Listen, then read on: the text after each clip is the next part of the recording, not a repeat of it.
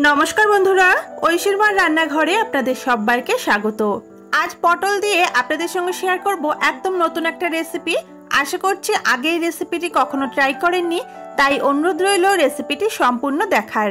প্রথমেই রেসিপিটা বানানোর জন্য আমাদের প্রধান উপকরণ পটল লাগছে। কয়েকটা পটল নিয়ে পটলটাকে ভালো করে ধুয়ে আমি এখানে নিয়েছি। এরপর আমি একটা ছুরি দিয়ে পটলের দুই মুখটাকে কেটে বাদ দিয়ে দিলাম।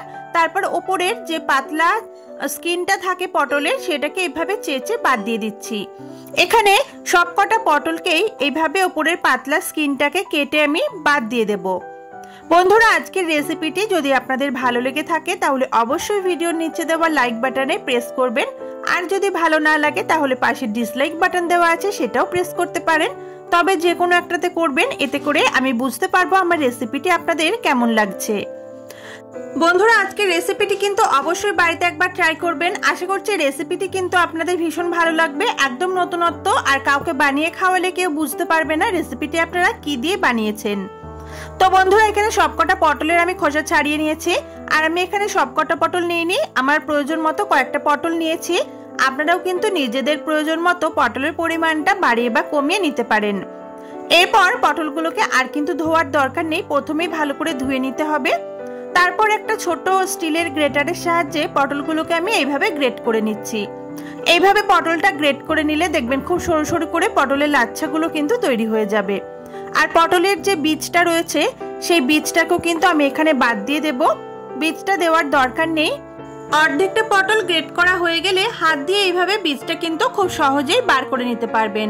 তারপর পুরো পটলটাকে এইভাবে ভালো করে আমি গ্রেট করে নিলাম। আর এই একই রকম ভাবে যে কটা পটল আপনি ব্যবহার করবেন সেই সবকটাকে কিন্তু গ্রেট করে নিতে হবে।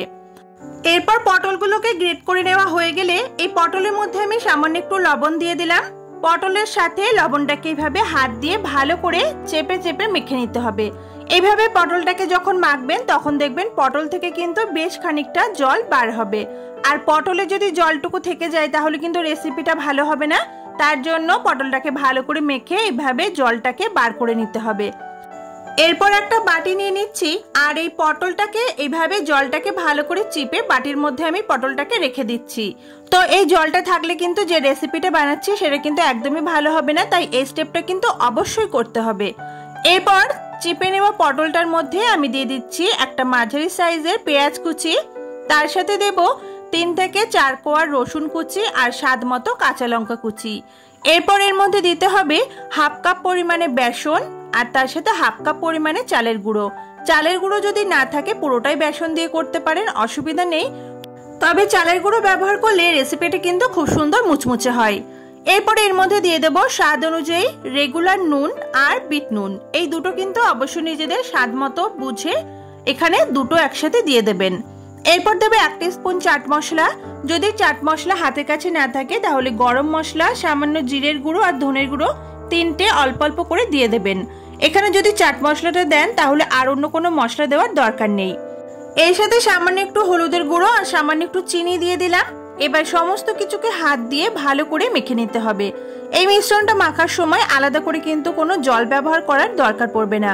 মিশ্রণটা আমাদের একটু টাইট করেই মাখতে হবে।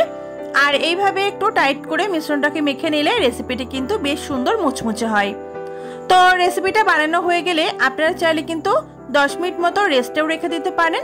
তো আমি এখানে রেস্টে রাখবো না, এইভাবে মিশ্রণটা বানানো হয়ে গেলে রেসিপিটা সরাসরি বানিয়ে নেব।